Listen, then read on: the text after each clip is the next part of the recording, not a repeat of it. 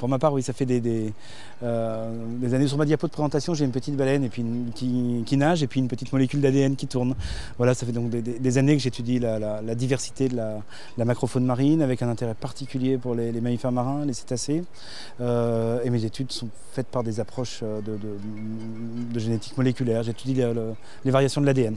Hier soir, a eu lieu la projection des gardiennes de la planète.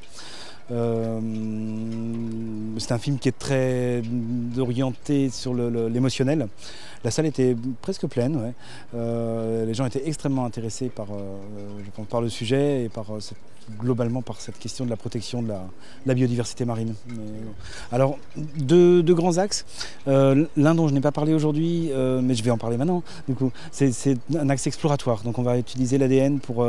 on va étudier ce qu'on appelle l'ADN environnemental, c'est-à-dire les traces d'ADN contenues dans l'eau de mer. Et on essaye, donc en prélevant de l'eau de mer, d'aller identifier les traces d'ADN qui y sont contenues et de savoir les espèces qui sont passées par la zone. Et donc on applique ça depuis quelques années maintenant, même à la macrofaune mobile, donc mammifères marins, poissons. Donc voilà, ça c'est tout un axe de travail qu'on peut faire en Bretagne, qu'on fait notamment dans des aires marines protégées. On a beaucoup appliqué ces approches en Iroise. Et qu'on a utilisé aussi notamment dans les Antilles, où on a des aires marines protégées dédiées notamment aux mammifères marins, le sanctuaire Agoa.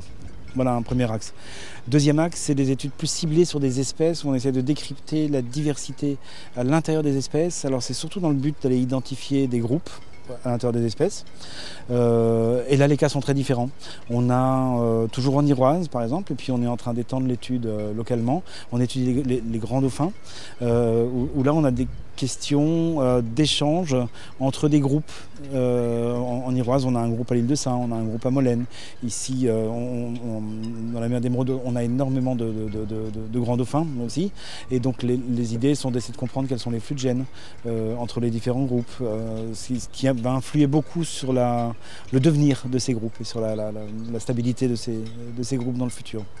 J'ai la chance de voyager, mais beaucoup d'échantillons m'arrivent et je les étudie dans le labo. Alors justement, je montrais une belle carte pendant la présentation avec des études qu'on a menées à Madagascar, dans le Pacifique Nord, à Saint-Pierre-et-Miquelon, puis en disant que voilà, moi j'étais généticien et que c'était plus c'était toujours des collaborations avec des gens qui connaissent bien les terrains, qui connaissent bien les animaux sur place et qui peuvent... donc mes travaux sont toujours menés en collaboration, comme ça, avec des structures locales qui à la fois connaissent les animaux et peuvent en parler.